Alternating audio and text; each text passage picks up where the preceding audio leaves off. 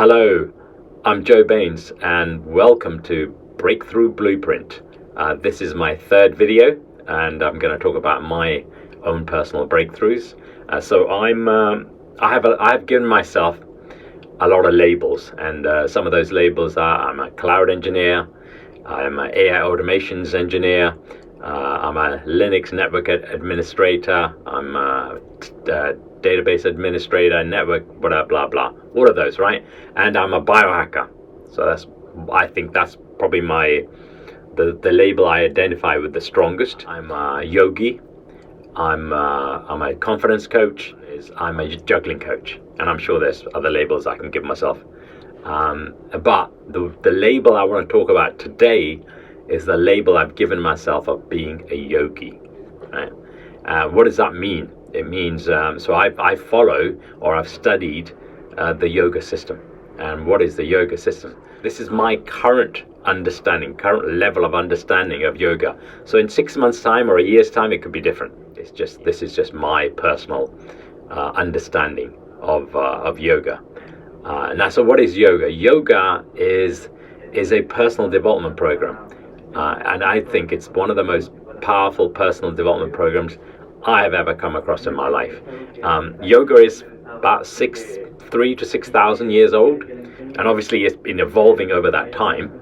So it's very different to it. Yoga is a personal development program which is about 6,000 years old.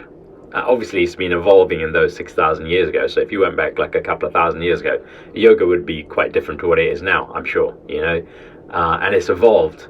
It's been evolved by these yogis, and where yoga comes from. So yoga comes from an area which currently now is defined as India. Obviously, thousands of years ago, it wasn't called India. Yoga is a 6,000-year-old personal development program, and as far as I can figure out, yoga is the most advanced personal development program on the planet.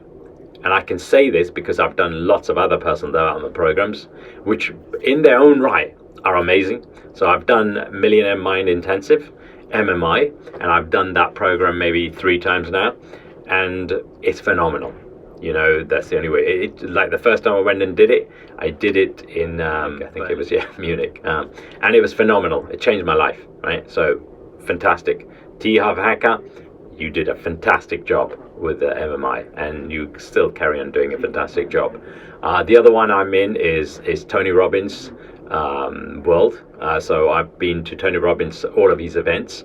I've done UPW, I think it's like 5 times or 6 times now, and half of those times I crewed. So I've crewed for him as an usher, I've crewed for him working on the fire team, all kinds of stuff. And my favorite obviously is usher, and because I'm in the room, and I love it. So I'm going to Tony Robbins again in September. It's the most fantastic thing on the planet. But none of those programs, however brilliant they are, however life-changing they are not nowhere as complete or as good as yoga as a personal development program. Like yoga, it's on another level. In fact, yoga has many levels, right? And those levels are the chakra system. So that's one kind of level, is going up the 7 chakras in the body. So yoga has many levels, and many different perspectives and layers. And at the ground level, I will say, is the postures. So the yoga postures. So that's knowing those postures and being able to do those postures. Just the postures by themselves, I would call it ground zero. So, and then you layer it on top. On top of that, other stuff. That's most of that. So most of yoga it's done in the mind. So I'd say 70 to 90% of yoga, it happens in the mind, and then like 10 to 30% is what you're doing with the body. Another way to look at yoga is a meditation in motion.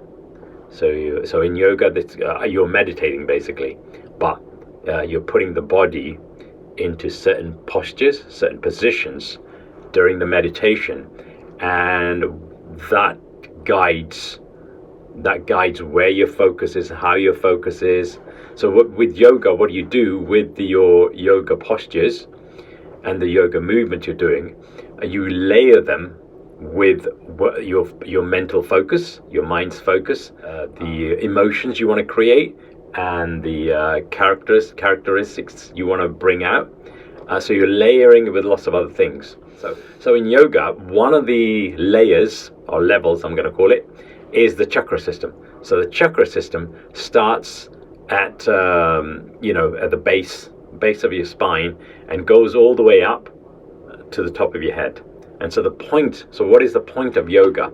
So the whole purpose of yoga is to slowly and deliberately guide you up those chakra points until you get to the top. So at the bottom, which is the base, the first chakra, which is Muladhara, and you can think of that almost like, and one way to look at it is that like that's the caveman, the caveman mentality. So you're like a caveman, and then as you go up the chakras, so the 1, 2, and 3 is turning into a human being. So the whole point of yoga, as you're going up the chakras, is that by the time you've activated the third chakra, and you do them in order, 1, 2, 3, is now you're a fully fledged human being, conscious human being. And then you go to the heart chakra, which is the fourth chakra. This is the gateway between the physical chakras and the non-physical chakras, the ones above. And then from the heart, it gives you access to your throat chakra, your third eye, and then the top. So the whole point of yoga is to turn you from a caveman all the way to the top into God. So the purpose of yoga means union with self.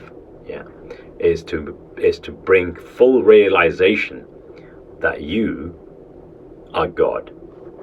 And now that could take obviously a very long time. It can take lifetimes, many lifetimes, but you can go up these chakras reasonably quickly, depending on how much training you do. And it's all down to the amount of training you do with yoga and how you do that training. So how does yoga turn you from a caveman or a cavewoman?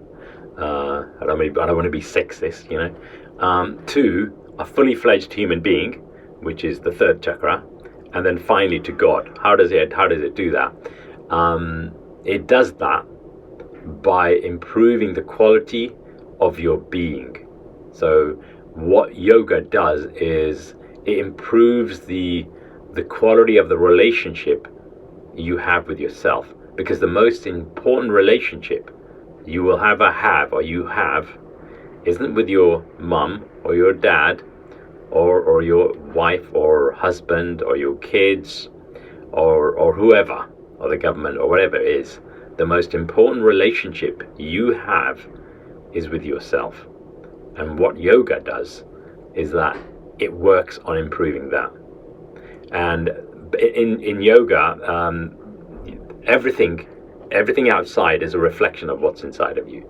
And so if you have a really good relationship with yourself, then that will reflect in the outside world. So to improve, so yoga helps to improve your life by improving the quality of your being inside. So it improves the quality of your life outside without touching the outside. It focuses purely on improving the quality of your being inside, and that then radiates out to the outside world. It then radiates out. It manifests out into the external world, because the external world, according to yoga and Eastern mysticism, is just a reflection of your internal world. As above, so below. That is saying is that the outside world is just a mirror. It's just a mirror of what you are inside. And so if your world outside is chaotic, and then it means that it's because the world inside is chaotic as well. And it means you don't have a good relationship with yourself. And once you do, then you improve the quality of your being. You'll notice that the outside world naturally just starts improving, which I have personally experienced. Um, I used to have massive problems with people, like massive problems, like all the time, like everybody, everywhere. Looking back on it, I didn't have a very good relationship with myself, either. And so that just reflected in the outside world. And over the last 10 years, I've done a lot of work on myself. Like when I say a lot, I mean a lot. It feels like a ton. And what I've done is I've basically worked on improving the quality of my being inside and the quality of my relationship with myself. And what I've noticed is that the more work I do on myself internally, the better my life outside gets. I remember during lockdown,